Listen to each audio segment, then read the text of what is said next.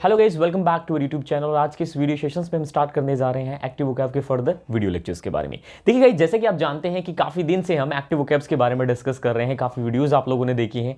ये active vocab बार बार मैं repeat कर रहा हूँ। एक्टिव वोकैब बेसिकली है क्या? देखिए, कुछ वर्ड्स ऐसे होते हैं जो स्पीकिंग के लिए टारगेट करके बनाए जाते हैं, जो बहुत ज़्यादा यूज़ किए जाते हैं डे टू डे कॉन्वर्सेशंस में। तो उस पूरे वोकैब सेक्शंस को ही हमने डिज़ाइन किया है, जो कि एक बहुत, मैं कह सकता हूं, यूजफुल होगा आप लोगों के लिए। तो ये सारा का सारा जो लिस्ट है आप लोगों को धीरे धीरे मैं वीडियो के थ्रू आप लोगों को गिवन कर रहा हूं। हालांकि इसकी ई बुक भी अवेलेबल है, इस वीडियो के डिस्क्रिप्शन में दो ही बुक का लिंक हमने दे दिया है। एक स्ट्रक्चर्स की ई बुक है और एक वोकैब की ई बुक है। वन ऑफ द बेस्ट आप लोगों को कलेक्शन वो देखने को मिलेगा। अगर आप इंटरेस्टेड है तो आप चेक कर सकते हैं। सो डियर, देखिए, एक्टिव वोकैब्स की जब भी हम बात करते हैं, एक क्वेश्चन हमारे सामने बनकर आता है कि ये बेसिकली ये एक्टिव वोकैब होता क्या है। देखिए, मैं आप लोगों को बता दूं कि कहीं ना कहीं जो डिक्शनरी में जो बहुत सारे वर्ड्स आप लोगों को देखने को मिलेंगे, वो सारे के सारे वर्ड डेली बेसिस पे यूज नहीं होते हैं। तो जो वर्ड्स ज्यादा यूज होते हैं, जो कहीं ना कहीं हमारी कम्युनिकेशंस में है, उसमें फ्रेज भी हो सकते हैं, फ्रेजल वर्ब्स भी हो सकते हैं, वर्ब्स भी हो सकते हैं, एडजेक्टिव्स भी हो सकते हैं। उन सभी का कलेक्शन हमने डिजाइन किया है और वो डिजाइन आप लोगों को एक्टिव वोकैब के थ्रू हम दे रहे हैं। एक्टिव का मतलब समझते हैं आप, जो बहुत ज्यादा एक्टिव हो, मतलब जो बहुत ज्यादा यूज होता हो। कुछ ये मैंने खुद का नाम इसको दिया है, एक्टिव वोकैबुलरी, राइट। तो आज से इस कमाल की वीडियो में हम स्टार्ट करेंगे, जानेंगे कुछ और इंपॉर्टेंट वर्ड्स के बारे में कि एक्टिव वोकैब से ही रिलेटेड ये सारे के सारे वर्ड होने वाले हैं। और देखेंगे कि किस तरह से ये हमारे लाइफ में ये जितने भी वर्ड कलेक्शन है हेल्प कर सकते हैं। स्टार्ट करने से पहले डियर, मैं आप लोगों को एक इंपॉर्टेंट बात बता दूं कि इस चैनल पे 80% लोगों ने चैनल को सब्सक्राइब नहीं किया। तो सबसे पहले मैं आप लोगों को रिक्वेस्ट करूंगा कि चैनल को फटाक से सब्सक्राइब कर ले, ताकि आपको लेटेस्ट वीडियो की अपडेट मिलती रहे, ठीक है ना। चैनल अब देख तो रहे हैं तो सब्सक्राइब कर लेंगे तो बेहतर ही रहेगा आप लोगों के लिए, ठीक है।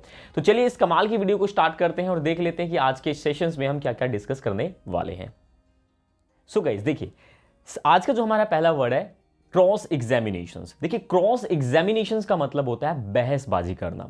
अब आप पूछोगे कि बहसबाजी से हम क्या समझते? देखिए, जब भी कोई बातचीत हम करते हैं या फिर किसी चीज को आप क्रॉस कर देना, राइट। जैसे कि आपने देखा होगा कि कोई भी चीज क्रॉस कर जाती है। क्रॉस का मतलब क्या है? काट देना, राइट। तो जब कोई पर्सन अपनी बातें बोल रहा हो और बीच में आप इंटरप्ट कर दें, इसको इंटरप्ट करना भी कह सकते हैं। क्रॉस एग्जामिन करना मतलब उसकी बातों को ना सुनते हुए अपनी बातों कर बीच में ही कह देना, उसको क्रॉस एग्जामिनेशन कहा जाता है। और ये हैबिट बिल्कुल भी सही नहीं होती, तो ऐसा बिल्कुल भी हमें नहीं करना चाहिए। तो क्रॉस एग्जामिनेशंस का मतलब होता है बहसबाजी करना, और इसका सेंटेंस हम कह सकते हैं डोंट क्रॉस द एग्जामिनेशंस, कि बहसबाजी ना करें। नेक्स्ट वर्ड है पुल अ लॉन्ग फेस।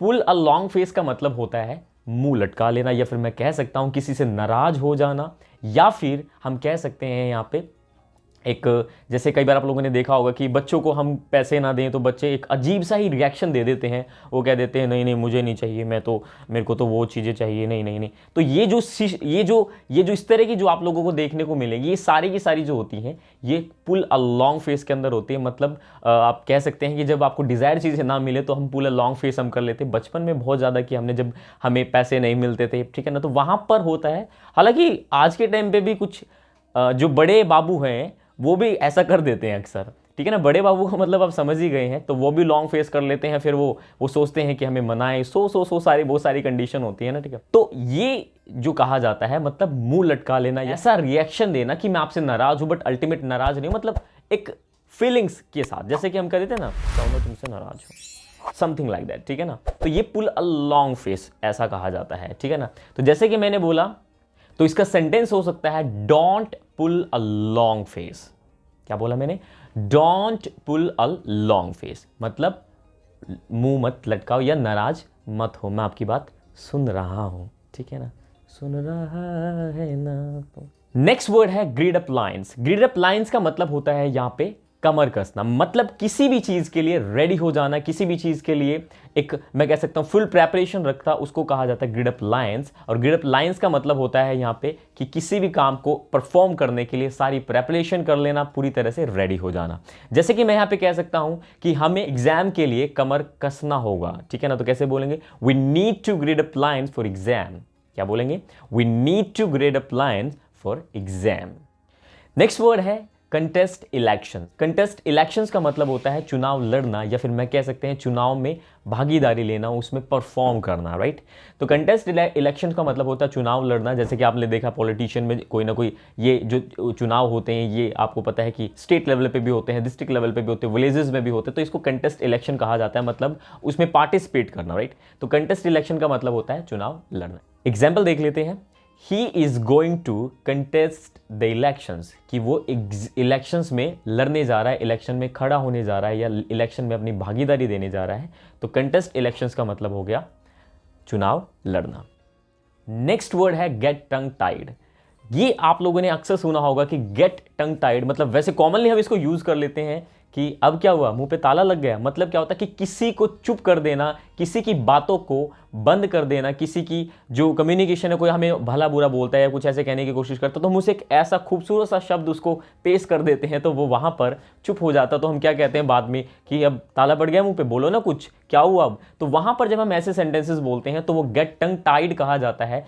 तो वहां पर हम कहते हैं मुंह पे ताला पड़ जाना। जैसे कि एग्जाम्पल के लिए हम ले सकते हैं यहाँ पे, क्या हुआ, मुंह पे ताला पड़ गया, तो उस सेंटेंस को हम बोलेंगे have you got tongue tied, have you got tongue tied. Next word है there was a time when.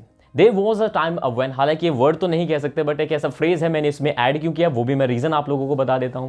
There was a time when का मतलब होता है कि एक समय था, राइट। एक समय था जब हम खेला करते थे, एक समय था कि जब सब परिवार वाले एक साथ रहा करते थे। कहते हैं एक समय था जब मैं उससे मिला करता था, एक समय था जब मैं उससे बात कहा करता था, एक समय था जब मैं उसे अपने दिल की बातें बताया करता था। तो जब आप इस तरह की बातें बोलते हैं, इस तरह के सेंटेंसेस बोलते हैं, तो वहां पर देयर आप कहते हैं there was a time, right. तो ये एक बहुत कॉमन सा फ्रेज है जो हम अक्सर यूज करते हैं। जैसे कि मैं कह सकता हूं एक समय था जब मैं क्रिकेट खेला करता था, तो कह सकता हूं there was a time when I used to play cricket.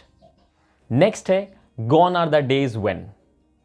वो दिन बीत गए जब हम, कहते हैं ना जब कई बार इस तरह के सेंटेंसेस होते हैं, भाई वो दिन बीत गए जब लोग साथ बैठ के खाना खाया करते थे, वो दिन बीत गए जब एक दूसरे की मदद किया करते थे, वो दिन बीत गए। जब इस तरह के सेंटेंसेस हम बोलते हैं तो हम कहते हैं gone are the days when. Gone are the days when का मतलब होता है कि वो जो समय था वो अब जा चुका है जो जब हम वो काम किया करते थे। तो जब आप इस तरह के सेंटेंसेस की बात करते हैं तो गोन आर द डेज व्हेन का हम यूज करते हैं, और ये सारे के सारे सेंटेंसेस इसी से बन सकते हैं। जैसे कि मैं कह सकता हूं वो दिन बीत गए जब हम साथ में दिवाली मनाया करते थे, तो कैसे बोलेंगे gone are the days when we used to celebrate Diwali together. तो इस तरह से हम कह सकते हैं कि ये भी एक पैटर्न हमारा बेसिकली हो सकता है। Next, last but not the least, from the scratch. From the scratch का मतलब होता है कि जब आप किसी काम को बिल्कुल स्टार्टिंग से करना चाहते हैं, मैं कह सकता हूं यहाँ पे बिल्कुल जीरो से करना चाहते हैं, उसकी इनिशियल स्टेट से स्टार्ट करना चाहते हैं, तो आप वहां पे हम फ्रॉम द स्क्रैच कह सकते हैं। फ्रॉम द स्क्रैच का मतलब होता है इनिशियल स्टेट से स्टार्ट करना।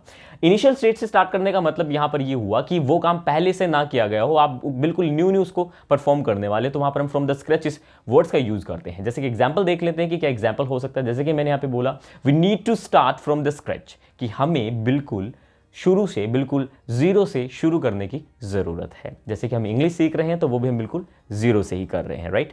तो ये सारे के सारे फ्रेजेस डियर जो हमारे एक्टिवली यूज किए जाते हैं, जो बहुत ज्यादा यूज है। मुझे उम्मीद है ये वीडियो सेशन आप लोगों को बहुत अच्छा लगा होगा।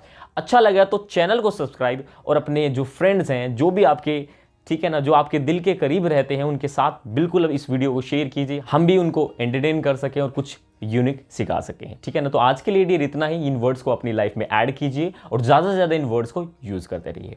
मिलते हैं और एक इंपॉर्टेंट सेशंस के साथ, तब तक के लिए ध्यान रखिए, सेफ रहिए, एंजॉय करते रहिए। Thank you so much guys.